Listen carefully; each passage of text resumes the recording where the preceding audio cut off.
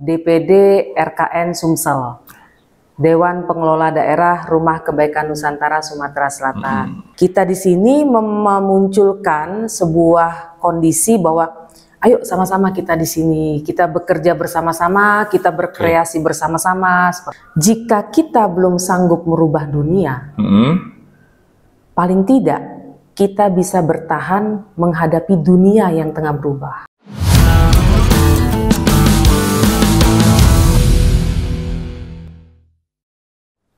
Assalamualaikum warahmatullahi wabarakatuh. Salam sejahtera untuk kita semua, para pengunjung ruang tamu Rumah Kebaikan.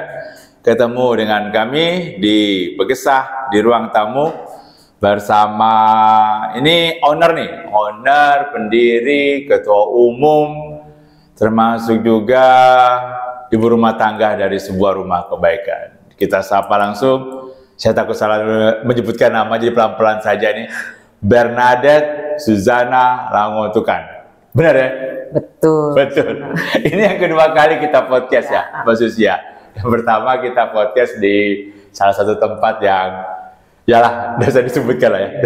Dosa diingat-ingat, tapi itu suatu kenangan karena di sanalah satu tempat yang mempertemukan kami, yang akhirnya kami bersama-sama di sebuah rumah kebaikan. Mbak, ngobrol dulu Mbak, apa sih Rumah Kebaikan Nusantara nih Mbak, sebelum kita ngobrol di produk dari Rumah Kebaikan ini? Ya. Rumah Kebaikan Nusantara ini ada di 30 provinsi, Mas Surono. Jadi kita DPP-nya di pusat Jakarta, lalu kita ada di 30 provinsi, dan Sumatera Selatan salah satu provinsi yang ada Rumah Kebaikan Nusantara.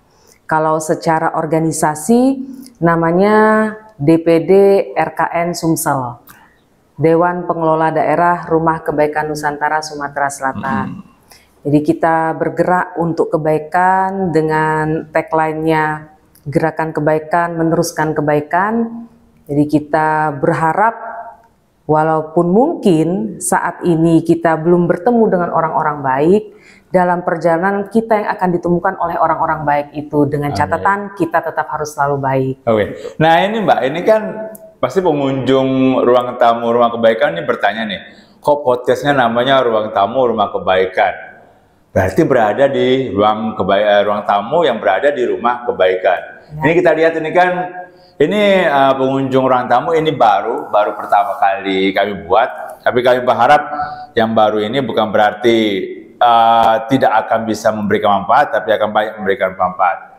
Ini kayak ini lukisan dari Yos ini Mbak ya? Yos, salah satu pelukis terkenal yang ada di Sumatera Selatan, Yos Galeri. Barang-barang ini sengaja dibikin seperti ini rancangan dari pemberian ini. Jadi benar-benar dibawa seakan-akan sebagai ruang tamu. Kenapa Mbak konsepnya kita sekarang kok ke ruang tamu, ke Rumah Kebaikan?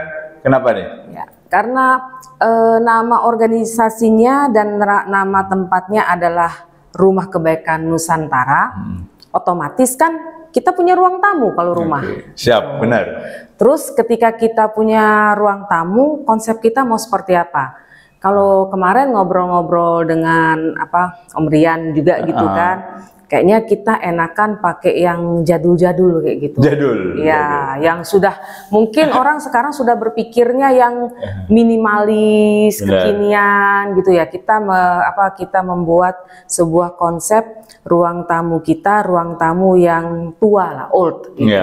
Ini kursi ini sepertinya sudah lebih dari 50 tahun. Tapi bukan berarti menyesuaikan dengan usia kita baik ya. Enggak, jiwa kita muda gitu, ya. Terus meja ini kelihatan sederhana tapi ngangkatnya berat. Wah, ini perlu satu mobil khusus ini untuk mengangkat ini. Iya gitu. Terus juga kenapa kita bunga apa itu ya? bunga hidup. Jadi kita mau ruang tamu kita ini apa adanya. Inilah kita, ruang tamu kita Rumah Kebaikan Nusantara gitu, dengan sesuatu yang tidak kita buat-buat, apa adanya. Di bunganya ini ada semutnya loh Mas Ur. Ini ada semutnya. Ini nah, sekarang Mbak, ini selain ruang tamu Rumah Kebaikan podcastnya, kita kan bahkan sebagai ketua atau sekretaris ada Pak Aryan kan. itu kan menciptakan juga ruang komunitas. Nah, ini kan rencananya untuk menampung banyak komunitas. Itu konsepnya seperti apa? Jadi diawali dengan keinginan kami waktu itu ingin membuat sebuah rumah kreatif hub. Itu pengunjung ruang tamu rumah kebaikan, itu program besar dari sebuah rumah kebaikan. Kita akan dengarkan apa sih kreatif hub, karena ini hal yang sebenarnya sudah terjadi di nasional dan akan dibawa ke Sumsel. Ya, silakan Mbak. Jadi kami itu terinspirasi waktu itu dengan Jawa Tengah. Jawa Tengah, ya. Di sana itu ada yang namanya Heterospace. Nah, kita pikir waktu itu kayaknya ini kalau di Sumsel cocok nih kita bikin rumah kreatif hub. Jadi rumah kreatif hub itu adalah sebuah tempat yang dimana ini kita kan adalah rumah kebaikan. Jadi salah satu tempat di rumah kebaikan yang akan kami maksimalkan, kami fungsikan tempat ini menjadi betul-betul sebuah tempat yang menghasilkan kreator-kreator kreatif, dunia kreatif gitu ya, industri kreatif. Jadi di situ ada nanti coworking area, terus ada podcast seperti ini, Mas Surono, terus ada media online-nya dan macam-macam, ada medsosnya juga. Di situ juga ada kelompok-kelompok komunitas. Jadi kan selama ini kan kami memang melihat, memantau gitu, banyak komunitas-komunitas yang agak unik-unik maupun yang biasa sudah kita dengar itu, mereka aktif berkolaborasi kayak gitu dengan teman-teman yang lain, tetapi ada beberapa yang mungkin belum punya tempat. Nah, kita di sini memunculkan sebuah kondisi bahwa ayo sama-sama kita di sini, kita bekerja bersama-sama, kita berkreasi bersama-sama, seperti itu. Nah, tapi gini dong, Pak. Kalau kita mau buat sebuah ruang kreatif ya, kreatif hub, berarti kan kita harus punya wadah yang cukup luas, yang cukup mumpuni juga untuk menampung kawan-kawan. Memang Rumah Kebaikan Nusantara ini memiliki berapa ruangan, terus berapa halaman yang luas? Apakah nampung nih? Oh iya. Kami mungkin juga merasa semuanya itu sudah jalan Tuhan. Gitu. Jadi ketika kita masuk dalam rumah ini luar biasa luasnya, Mas Surono. Jadi kita punya halaman parkir yang bisa menampung 10 mobil. Terus juga kita punya ruangan-ruangan yang akhirnya sangat membantu untuk kegiatan-kegiatan. Contoh misalnya kita punya satu ruang meeting itu yang bisa menampung 50 orang. Oh, itu representatif tuh untuk diskusi karya, untuk kegiatan-kegiatan gitu kan, untuk mereka latihan seperti itu kan. Apa yang ingin dibawa ke sini untuk berkumpul bersama-sama gitu. Terus juga kita ada tempat podcastnya sendiri, ada ruang redaksinya, dapurnya. Itu ruang redaksi untuk media online. Apa nama media online? Oh iya, saya belum kenalkan. Walaupun saya tahu, tapi biar Mbak Susi saja yang menjelaskannya. Iya, ini media online-nya ini namanya rknnews.com. Ayo yang punya waktu luang, kepoin media kita, linknya jangan lupa rknnews.com. Katanya sudah ada ya berita yang dibaca lebih dari 600 ya? Oh iya, itu kebetulan kemarin kita bekerja sama dengan salah satu kelompok gitu ya, komunitas gitu, dan ketika kita naikkan rilisnya itu tembus sampai sekian banyak. Terakhir saya baca 660 lebih lah. Itu ya juga, saya rajin bacanya sih, Mbak.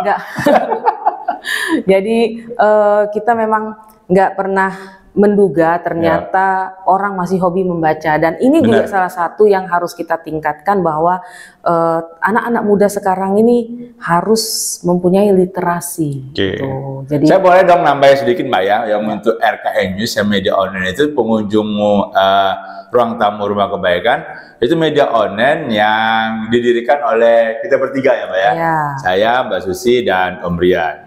Media online ini tidak hanya berorientasi kepada satu hal tertentu, Mbak ya. Bebas kita mengikutinya. Bahkan kita siap juga bekerja sama dengan berbagai pihak untuk iklan, untuk pemberitaan yang kontinuitas, bahkan juga untuk kerjasama bagaimana kedepannya mengawal kejadian-kejadian atau peristiwa-peristiwa politik lah kayak gitu. Itu juga sebenarnya kan kita selama ini berpikir.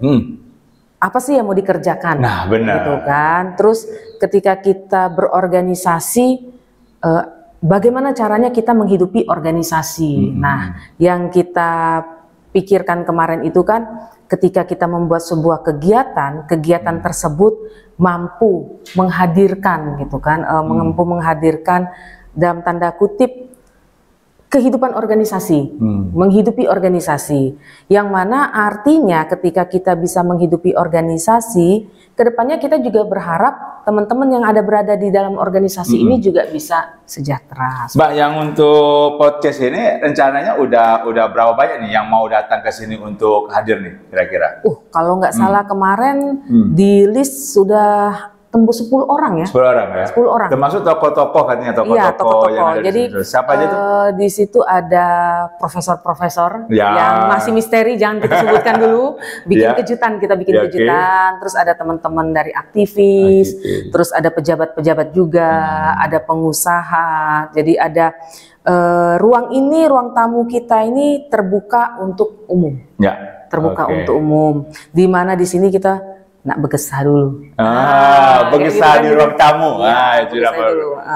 Jadi memang harapannya ke depan apa yang kita bicarakan di sini menjadi bermanfaat bagi banyak orang. Gitu. Berarti Mbak, Rumah Kebaikan Nusantara ini saat ini fokusnya ada media online, ada podcast, ada ruang komunitas.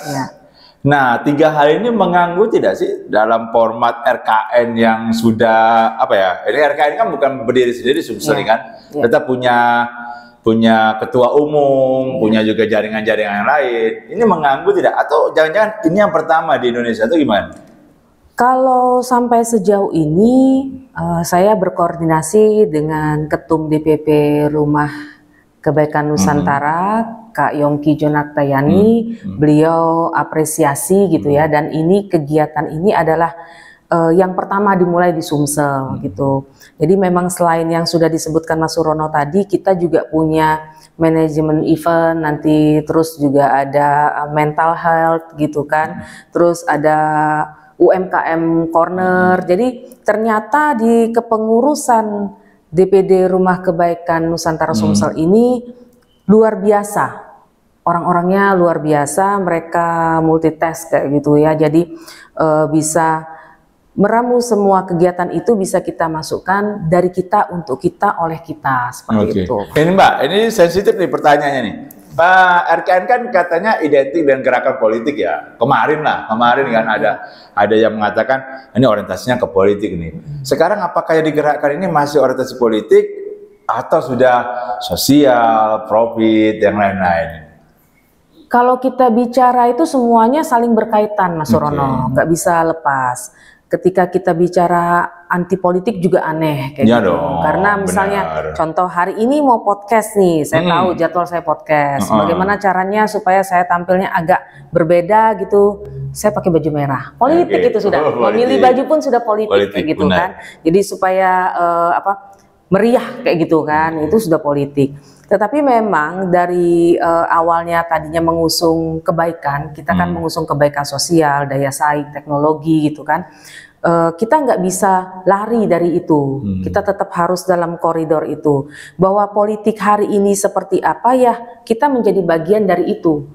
Gitu. Apapun yang terjadi dalam dunia politik ya, kita mau tak mau juga akan berefek ke kita. Siapapun gitu. Siapapun. Tapi lebih kepada sekarang kita akan mencoba membuka diri bahwa ini loh kebaikan yang harusnya kita usung bersama-sama. Jadi ketika kita bicara mengenai pilihan beda sana sini itu sudah lewat waktu itu gitu. Sekarang kita bagaimana menatap hari depan. Ada satu yang saya selalu ingat terus ketika dalam keadaan tertentu saya selalu mengingat kata-kata ini gitu. Nggak apa-apa ya saya ngomong ya. Nggak apa-apa. Jadi jika kita belum sanggup merubah dunia, paling tidak kita bisa bertahan menghadapi dunia yang tengah berubah. Benar, karena perubahan itu selalu terjadi ya. Mbak, tapi ini kita kan sering ngobrol nih. Ini pengunjung ruang tamu Rumah Kebaikan, saya sudah cukup lama komunikasi dengan Mbak Susi maupun Om Rian. Walaupun ini bentuknya rumah, tapi kan ada kesepakatan nih di antara saya sebelum masuk nih, tapi sudah Mbak Susi dan Om Ria sudah punya kesepakatan kalau ini adalah kantor. Walaupun rumah tapi kantor. Itu gimana tuh menjabarkannya? Jadi ini dimulai ketika kami pertama kali masuk di sini dan Rumah Kebaikan Nusantara ini waktu itu diresmikan oleh Ketum. Tanggal 8 September 2023. Jadi kesepakatan teman-teman waktu itu kita bukan berbentuk posko ataupun sekretariat. Jadi kita bentuknya memang kantor gitu, kantor. Jadi nggak pakai acara nginep-nginep Mas Surono. Nggak pakai acara begadang. Ya, teman-teman di sini berusaha belajar untuk tertib kayak gitu. Jadi di sini ada jam kerjanya jam 8 sampai jam 5 sore. Jadi ketika berurusan dengan administrasi, pekerjaan segala macam itu di jam kerja. Lalu jam operasional kantornya kita sampai jam 10 malam. Mungkin ada teman-teman yang masih berkumpul untuk meeting atau apapun itu masih bisa sampai jam 10 malam. Setelah itu close. Jadi tapi ini pengecualian khusus. Ada pengecualian. Ya, kita kemarin ngobrol sama Om Rian juga, pengecualian khusus untuk teman-teman di dapurnya podcast. Jadi setelah jam 10 malam teman-teman mungkin masih mau mengerjakan sesuatu, mungkin Om Surono dengan Om Kiki masih mau bekerja di sini, monggo. Pengecualian dengan catatan ada yang dikerjakan. Memang ada yang belum terselesaikan dan mau dikejar untuk diselesaikan. Nah, Mbak, gini, sekarang kita bicaranya seperti ini. Ini kan udah bergulir nih, podcast sudah bergulir. Alhamdulillah nih, ini akan jadi apa ini bisa dikatakan ini podcast yang perdana. Perdana, semoga bisa menjaring tamu-tamu yang lain untuk datang ke sini. Terus media online juga kita sudah gulirkan, ruang komunitas kita buka. Nah sekarang gini Mbak, dengan hal itu yang sudah dilaksanakan, apa nih harapannya, tujuannya ke depannya yang ingin dicapai dari Rumah Kebaikan Nusantara dengan semua yang dibuat ini? Yang pasti kita menjadi bermanfaat untuk banyak orang. Amin. Itu satu. Lalu yang kedua, ketika kita merangkul banyak orang, ketika kita memperkenalkan gerakan kebaikan, ketika kita bicara tentang kebaikan, harapannya sesuatu yang baik juga akan muncul, hadir di antara kita semua. Minimal ketika kita ngobrol gitu kan, suasananya guyup gitu. Itu yang paling enak dirasakan ketika datang ke sini, ketemu sama kawan-kawan pengurus, enjoy kita. Jadi kita seneng, ada sebuah kerinduan, aku belum ke kantor nih, belum ketemu sama kawan-kawan. Karena kan kebetulan kita dari 15 orang pengurus di tingkat provinsi ini, ada 5 orang diantaranya itu Gen Z. Jadi ada yang masih kuliah di Unsri, ada yang kuliah di IGM, ada yang kuliah di Poltek, kayak gitu. Jadi mereka pun tidak merasa ada kesenjangan antara usia. Jadi kita benar-benar yang mau diterapkan di sini adalah with love, family gitu. Jadi bagaimana kita menghadirkan suasana kekeluargaan itu di dalam rumah. Seperti itu. Mbak Susi, ini agak serius ini. Ini kan pasti akan mendatangkan banyak orang. Termasuk komunitas juga, kita mungkin tidak akan terbaca atau komunitas-komunitas yang di luar dari yang selama ini kita ayomi gitu. Seperti kemarin kan sudah muncul wedding organizer. Kita kan belum pernah nih pesentuhan wedding organizer. Itu kira-kira kesiapan dari Rumah Kebaikan untuk menyambut komunitas-komunitas yang sangat beragam bagaimana? Atau silakan juga untuk menawarkan kepada komunitas-komunitas yang ada di Sumatera Selatan. Silakan. Intinya kita siap. Intinya kita siap. Rumah Kebaikan Nusantara Sumatera Selatan selalu siap menerima siapapun yang mau datang berkunjung, siapapun yang mau menjalin kerjasama di Jalan Hang Tuah nomor 12A Talang Semut, dekat Kambang Iwa. Pasti seneng deh kalau datang ke sini, pasti seneng. Terus untuk siapapun yang mau bergabung menjadi anggota, Mas Surono lupa nih. Apa tuh? Jadi anggota ngisi formulir anggota. Benar. Jadi kalau menjadi anggota Rumah Kebaikan Nusantara Sumatera Selatan terverifikasi dengan mengisi formulir anggota. Kalau komunitas-komunitas datang ke sini nggak usah khawatir, nanti dipaksa jadi anggota. Enggak juga seperti itu. Jadi siapapun yang mau datang, apapun bentuk kegiatannya, kami membuka diri. Monggo kita saling bekerja sama, kita sharing, berbagi. Semoga kita bisa bermanfaat bagi banyak orang. Oke, terima kasih Mbak Susi. Terima kasih juga kepada pengunjung Ruang Tamu Rumah Kebaikan, podcast perdana kami. Dan podcast ini insya Allah akan terus berjalan sehingga bisa memberikan manfaat banyak orang. Ingat, ayo bergesa di ruang tamu. Ruang tamu mana? Ruang Tamu Rumah Kebaikan. Sekali lagi terima kasih untuk sponsor kami, Kak Yos Galeri, terus juga Rumah Kebaikan Nusantara. Dan pastikan jangan lupa untuk like, subscribe, dan komen, karena apa yang kalian lakukan akan membawakan kebaikan untuk kami ke depannya. Saya tutup. Wassalamualaikum warahmatullahi wabarakatuh. Salam sejahtera. Terima kasih Mbak. Sama. Oke.